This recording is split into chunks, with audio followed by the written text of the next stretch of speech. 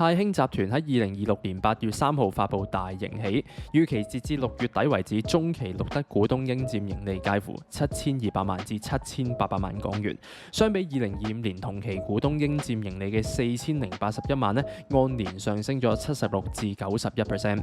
太興表示賺咁多錢嘅主要原因係有4個㗎：優化餐廳出品同埋提升服務質素，保持穩定嘅品質同埋服務，配合集團會員 App 精準嘅市場營銷推廣策略。大公司講嘢咧就係咁高深㗎啦，講完之後咧好似冇講過嘢咁樣。不過其實咧太興係特登㗎，因為作為一個男人，永遠唔好俾人知道你諗緊啲乜嘢。如果你係大家樂或者大快活嘅公關主任咧，恭喜你啦！因為呢條片咧，我會極詳盡幫你分析太興用咩方法賺到咁多錢。所謂優化餐廳出品，係咪太興叉燒落咗新配方呢？保持穩定嘅品質同埋服務呢方面咧，真係要讚，因為太興姐姐咧真係幾好禮貌嘅。太興用咗啲咩方法令到員工 BB 咁聽話呢？傳說中精準嘅市場營銷推廣策略，點樣將太興打入香港百姓嘅心入邊？睇完呢條片，成本太興百科塞入你個腦。同埋，如果你係大家樂或者大快活嘅公關主任啦，記得幫手訂閱我嘅頻道，支持下細佬嘅調查，萬分感激。事不宜遲，立即入局。《孫子兵法》第3篇：知己知彼，百戰不殆。首先，我哋從太興嘅創辦人，一位由西灣河起家嘅燒味硬漢陳永安先生開始講起。如今超過220間分店嘅太興集團，一切都係由一對手開始嘅。陳永安出身基層家庭，15歲由街市肉檔學徒做起。好多人以為咧肉檔做嘢就只係斬肉啦，其實肉類分割完嘅一日咧，通常都係由凌晨開始嘅。肉檔工作嘅時間咧，普遍都係比較長。豬肉分割完咧，清晨6點半鐘就要開工㗎啦。每日工作咧大約12個鐘。豬肉咧係會由屠房或者供應商運到去街市啦。咁店員咧首先要核對數量、品種同埋肉類嘅情況，確保貨物咧係冇明顯嘅污染、異味或者變質。香港嘅鮮肉供應咧係有持牌屠房同埋肉類檢驗嘅制度，合格嘅豬肉咧係需要經過檢查同埋吸引咧先至可以攞去賣嘅。收貨之後，肉檔人員咧要將豬肉搬到去工作位置進行處理。香港市場屠宰嘅活豬咧，每隻通常大約咧都重200斤嘅，200斤相等於100公斤，就等於1.5個成年男性嘅體重。所以陳永安先生咧應該都係手瓜起剪，食嘢就唔使俾錢嘅。嗱，由於朝早人數買餸人流比較多啦，所以開檔之前嘅準備時間咧係非常緊迫。肉檔往往都喺最繁忙時段之前咧就要完成基本嘅整理。一般嚟講咧，初入行嘅學徒咧，人工都係比較低嘅。咁工作重點都係搬運、洗肉、整理貨物，同埋學習基本嘅分割技巧。隨住刀工進步咧，就可以開始獨立處理豬肉唔同嘅部位，人工咧都會逐漸提升㗎啦。比較有經驗嘅肉類分割員咧，通常都係能夠按照客人嘅要求快速拆骨斬件㗎，所以人工明顯係會高啲。香港豬肉分割員每個月咧，大約係會有4萬至5萬蚊人工。嗱，呢類數字咧屬於熟手啊。人工高就唔代表福利好，而係代表咧仲多嘢做啊！可能咧係要每日處理幾隻豬添。基層出身嘅陳永安15歲就開始踏入社會，喺街市肉檔成功磨練出鋼鐵意志。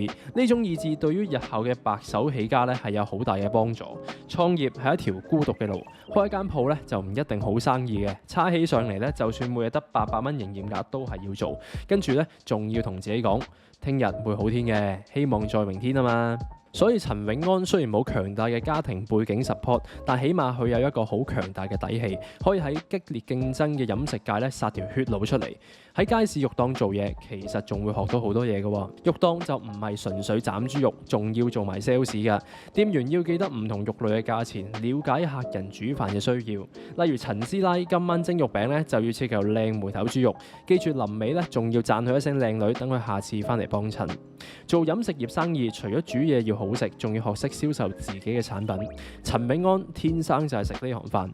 講起太興，大家第一時間諗到啲咩呢？就係燒味啦。點解一講太興就會聯繫到燒味？因為這就是陳永安的實力。做豬肉分割員仲有一個好處，就係會清楚晒所有豬肉嘅部位，對於日後嘅太興叉燒有極大嘅幫助。香港周街都係燒味鋪，點解陳永安做叉燒可以開到200幾間分店？其實做叉燒好蝦人嘅，一定係要識邊個部位咧整叉燒先好食。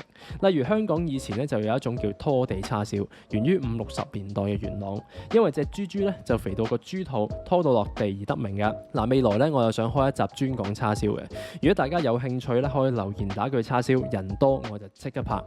由街市肉檔學徒做起，累積咗紮實嘅行業經驗同埋刻苦耐勞嘅性格。喺1989年同 partner 袁志明等人喺西灣河開設第一間太興燒味。喺業界眼中，陳永安係一位非常有代表性嘅香港餐飲創業者。傳媒成日用燒味教父嚟形容佢㗎，原因係佢唔單止創立品牌，仲將香港燒味文化變成一個有規模、可持續經營嘅商業模式。陳永安嘅成功就唔止淨係開鋪嘅，更在於佢識得將傳統燒味鋪升級為現代化連鎖品牌。太興早期以燒味起家，之後逐步擴展成茶餐廳、快餐、日式同埋亞洲菜式等等多元品牌，令集團由單一門店發展成覆蓋香港、中國內地同埋澳門嘅餐飲企業。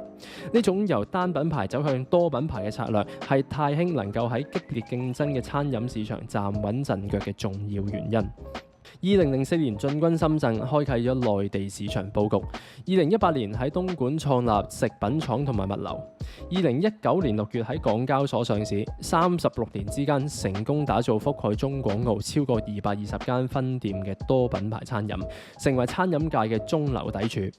除此之外，佢仲將港式地道美食宣傳海外，除咗進駐多個國際機場開分店之外，亦都曾經同航空公司合作，為商務旅客帶來港式美食，成為集團嘅重要里程碑之一。2025年11月24號，陳永安與世長辭。一個家族嘅興亡，除咗第一代嘅拼搏，仲需要第二代嘅能力。三國時代嘅劉備咧，就成功示範富不過三代。其實目前嘅香港富豪圈子都有唔少嘅例子㗎，我就唔逐一提及啦。陳永安嘅眼光唔單止留喺太興嘅發展，而且重心培養自己嘅家族繼承人。太興集團宣布由陳家強接任董事會主席。陳永安嘅堂妹陳淑芳獲委任為副主席，呢個安排代表陳家強正式由企業管理層成員成為家族餐飲王國嘅主要掌舵者。值得留意嘅係陳家強喺2025年7月已經晉升為太興執行董事，顯示集團早已經逐步安排管理層接班，而唔係喺創辦人走咗之後先至臨時安排嘅。呢種提前培養同埋交接係有助維持企業運作穩定，而且亦都令第二代逐漸熟悉董事會、股東、投資者同埋上市公司監管嘅工作。太興第二代接班人陳家強係創辦人陳永安個仔，佢早年就去咗英國留學，2004年攞咗英國德蒙福特大學工商管理學士學位，之後喺2009年就返香港加入太興，幫佢老豆就打理家族飲食生意。值得留意嘅一項工作就係陳家強曾經參與發展茶木，嘗試將比較年輕、時尚、社交化嘅元素帶入集團，令到太興唔再只係被視為傳統燒味品牌。陳家強接班嗰陣時面對嘅環境同佢老豆創業嘅時候已經係完全唔同㗎啦。香港餐飲市場競爭激烈，租金、人工同埋食材成本貴過以前多聲，市民消費亦都受到經濟環境嘅影響。另一方面，兩餸飯、外賣平台、內地餐飲品牌都喺度分薄緊傳統餐飲市場。對於陳家強嚟講，最重要嘅考驗係點樣喺守業同埋創新之間取得平衡。佢需要繼承父親重視嘅食品質素同埋穩健經營嘅理念，同時又要加入更加多科技化、年輕化同埋數碼化嘅元素。我哋一齊嚟睇下太興第二代究竟用咩方法，將太興集團2026年前半年嘅盈利上升91%。太興集團最強嘅地方係佢唔單止淨係靠太興一個品牌，而係用多元品牌去覆蓋唔同嘅客群、時段同埋消費場景。太興集團好早就已經建立咗多品牌組合，包括太興、敏華冰廳、茶木、靠得住、亞參雞飯等等，總共係有19個品牌。透過自創、收購、授權等等方式擴張。做飲食業如果淨係做一項特色嘅話好處係令到客人容易記得你會食過翻尋味。壞處就係都係會令客人容易記得你，但係就愛你變成恨你。2013年中國爆發 H7N9 禽流感，多地關閉活禽市場，而且撲殺家禽。老百姓聽到個雞字咧就打晒冷震啦。KFC 就成為咗最大嘅受害者。4月份喺中國嘅營銷額咧暴跌29%。投資界第一名言：永遠唔好將雞蛋放入同一個籃。太興集團就會用咗呢句名言，而且大家細心留意一下，太興集團嘅品牌咧係走緊唔同嘅路線。太興走經典港式路線，敏華冰廳貼近茶餐廳日常需要。茶木面向年輕人嘅客群，其他副品牌仲有台式、粵式、星馬菜等唔同嘅口味，唔止係食2家茶禮啊，而係食緊8家茶禮。大家有冇試過食足1個禮拜燒味飯呢？嗱，我啊試過啦，試完之後咧，我起碼成個月係冇食過燒味，見到叉燒就想嘔啦。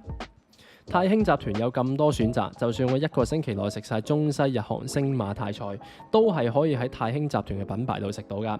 就係咁，太興就賺咗1個星期嘅錢啦。大家樂同埋大快活嘅商業模式咧，更加集中喺大眾快餐，面對嘅競爭更加直接，價錢同埋翻台效率嘅壓力咧就更加大啦。當消費者轉向兩餸飯、外賣平台、北上消費或者更加有體驗感嘅餐飲選擇嘅時候咧，傳統快餐品牌就好容易夾咗喺中間，價錢又唔夠人哋平，體驗又未必咁新鮮，點解要揀你呢？相比之下，太興嘅定位就更加闊啦，可以用唔同嘅品牌承接唔同消費力同埋場景。